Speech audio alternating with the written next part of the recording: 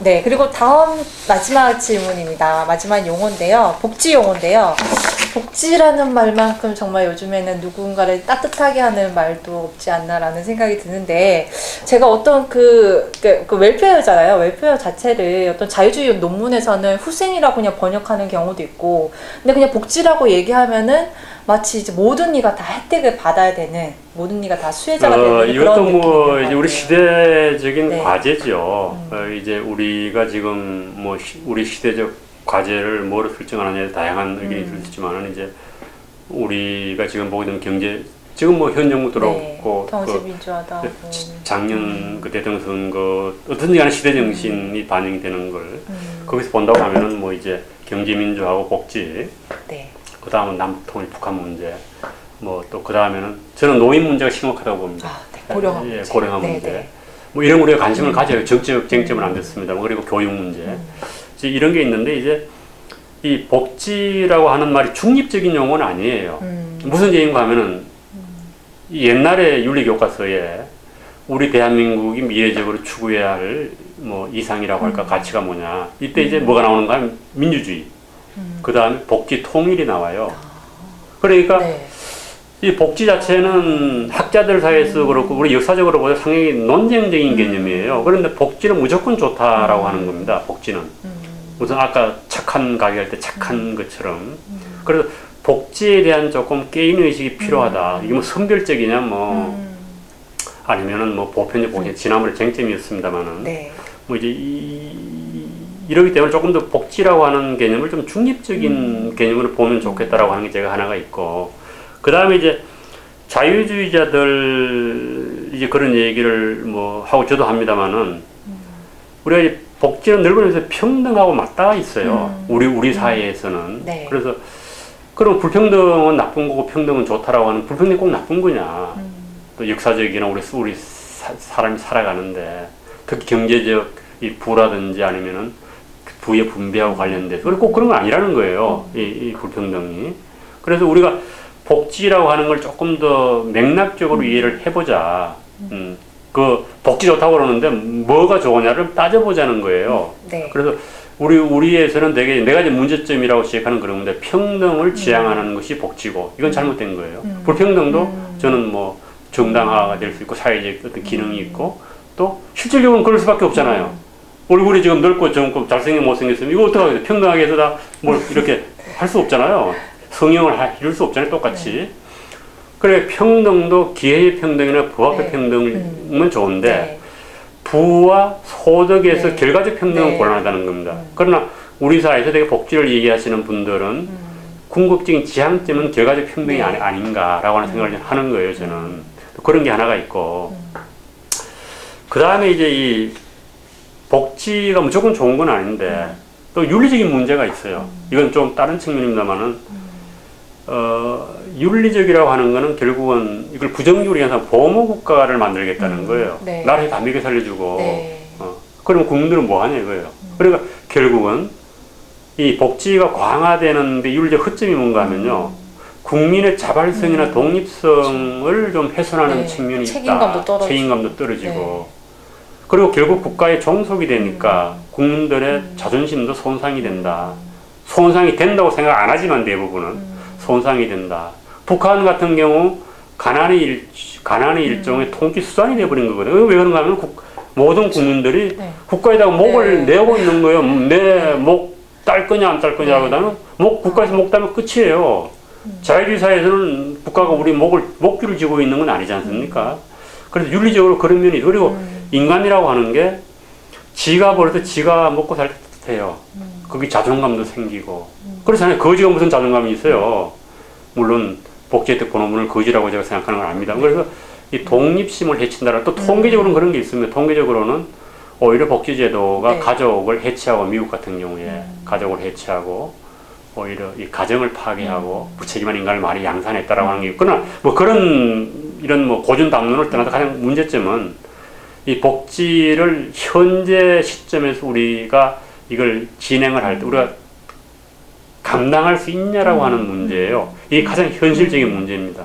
우리가 뭐 20년 살고 죽을 게 아니잖아요. 네. 그리고 이것이 요즘은 그래 지속 가능한 복지라고 하는 표현을 씁니다만은 이것저것 다 떠나서 철학이고 이념 다 떠나서 지속 가능성은 대단히 중요한 거예요. 그래서 저는 뭐 개인적으로는 복지에 대해서 근원적으로 반대하지만은 복지를 하더라도 그 해에 거두어서 그 해의 예산으로 그 해에 딱 쓰고 떨고 나면 문제가 없다는 거예요. 적자 예산이 안 하면은. 그런데 이미 벌써 박근혜 정부 들어오고도 네. 뭐 했어요? 국채 발행했잖아요. 네. 그래서 이런 건 좀 문제다. 그래서 복지를 무조건 나쁘다 좋다를 떠나가지고 그 메커니즘에 대한 국민들 이해를 좀 가졌으면 좋겠다. 뭐 저는 그런 생각입니다. 네. 예, 그럼 그리고 복지라는 용어를 뭐 조금 이제 소극적으로 더- 자유주의를 소극적으로 네. 쓰면 사회 안전망 정도가 좋겠다. 그래서 그러잖아요. 우리가 이제 네. 뭐 이런 이 얘기를 이제 했는데 현대 사회에서는 이제 생각을 해보면요. 우리가 실직을 하면은 그거를 내앉잖아요. 우리가 잘못하면 홈스피플이 그러니까 도대체 시장 경제에서 시장에 참여하지 못하는 사람들이 있어요. 실업자도 있을 수가 있고 또 나이가 너무 늙어서 아니면 어려서 뭐 무능해서 또뭐 어떤 디세이블 장애가 있어서 그런 분들은 도와야죠 국가에서 누군가는 도와야죠. 그런데 그게 이제 국가일 수도 있고 교회일 수도 있고 민간일 수도 있는데 가능하면 국가가 나서기 전에 사적인 차원에서 해결이 되면 좋죠. 네. 교회에서 종교기관에서 절에서 어느 것도 돈을 내 가지고 우리 뭐 국민 무슨 모금 다 자꾸 떼먹어서 그렇습니다만은 그래서 은밀하게 이제 이런 세금이 아닌 데서 그거 해소가 되면 좋은데 네. 우리는 11조 지금 11조가 뭐야? 11조 교회 내용이 교회 11조고 11조. 저는 안 냅니다 11조. 국민들이 세금을 20몇 프로 내면 11조가 21조예요. 20조입니까 뭡니까 그거는? 20분의 1 국가에 내는 거예요. 네. 그리고 우리는 많이 내는 거예요. 11조보다 더 내는 거예요. 그러잖아요. 그래서 여러 가지로 좀 현실적으로 보면 좋겠다. 그래서 이 사회 안전망이라고 하는 거는 안전을 위협받는 사람들은 어떤 식으로 우리 도와야 된다는 겁니다. 네. 그걸 개인적인 메커니즘을 통해서 돕든 국가에서도 그거 부정하지 않습니다. 예, 그거는 명백하게 저는 그렇게 생각하고 도와야 됩니다. 그러니까 리버테리안이든 자유주의자가 네. 그렇게 냉정한 거는 아니다. 이런 좀 이 얘기를 할 필요가 있지 않겠는가. 이제 저는 이제 그런 생각을 그럼 합니다. 복지라는 게 어쨌든 가난한 자들을 위해서 어떤 누군가한테는 세금을 걷어서 어떤 그런 분배 문제하고도 연관이 되고요. 그렇죠. 예, 그리고 예. 그러면 어떤 기준으로 이렇게 나눠줄 거냐, 그게 어떻게 정의롭냐라는 정의의 문제가. 그건 이제 뭐 역사가 너무 길어가지고 네. 이제 우리가 여기 뭐 지금 시간이 많이 지나서 할 수가 없는데 그 철학적으로 보면 그럽니다. 네. 얼마나 거둘 거냐. 네. 그다음 누구한테 줄 거냐. 또 그 다음에는 어떻게 줄 거냐. 네. 현물로 줄 거냐, 돈으로 줄 네. 거냐, 집으로 줄 거냐. 뭐 이런 복잡한 문제가 있어요. 그러나 이제 그거는 이제 일단은 이제 자유주의 대상은 정해진 거죠. 아까 얘기했잖아요. 스스로 안전을 확보할 수 없는 자. 네. 그걸 우리는 상대적 빈곤자가 아니라 절대적 빈곤자. 그렇게 개념적으로 구분이 가능하고. 또 다른 하나 문제 이런 겁니다. 이거는 이제 조금 이제 좀 생각을 해봐야 될 문제인데 이런 겁니다. 일종의 우리 사회에 결핍된 스웨덴 이 얘기를 많이 하는데 스웨덴 우선 인구도 적어요. 그리고 경제 자유사회는 없습니다. 우리가 모르고 있는 건. 그리고 또 뭐도 많이 나요. 석유가 안 되나 어쩐다. 내가 부자예요. 그런데 가장 중요한 거는 솔리데리티라는 겁니다. 솔리데리티. 연대감이 있어야 돼요. 그런데 우리는 지금 이게 뭐 연대감까지는 갈 수가 없어요. 너무 인구가 많으니까. 그런데 적어도 사회를 경제적으로 아니면은 이 양분하는 곤란하다는 겁니다. 무슨 소린가 하면요.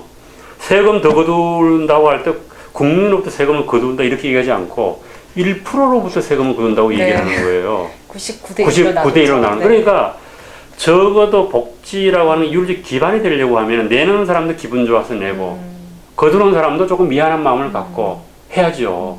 이거는 무슨 너무 저가 동기 정해놓고 나쁜 1% 놈들한테 뽑아가지고 네. 90% 나눠주면 이게 로빈후 프로젝트거든요. 이거는 곤란하다는 겁니다. 그래서 적어도 우리가 복지의 가장 윤리적 기반이 되는 거는 공동체 의식이에요. 그러니까 이건 공동주의적인 공동체 의식이 아니고 적어도 우리가 한솥밥을 먹으니까 내는 사람들도 기분 좋게 아니 좀 어렵다는데 좀 내가 도와주면 좋지 않냐. 그리고 또 뭐 있는 사람은 지금 내가 도움을 받지만은 또 이걸 기반으로 해서 내가 좀 잘 살면 또 나도 세금을 내겠다. 해서 이런 일종의 연대감이라는 표현은 좀 이데올로기적으로는 조금 우리 자유에 맞지 않는 게 있습니다만은 그런 어떤 상호의 존중의 의식이라고 할까요? 이 사회 내가 그냥 보는 우리 사회 가장 위험한 거는 복지 논쟁에서 아무도 주목하지 않지만은 이게 이분법이면 나누는 거예요. 무슨 떼앗아서 준다. 네. 무슨 국가가 의적입니까? 로빈 훗이에요? 그건 아니다. 주는 사람의 도덕적 존엄도 해치지 말아야 된다. 물론 받는 사람의 도덕적 존엄도 해치지 않을 정도로 국가가 배려가 필요하죠.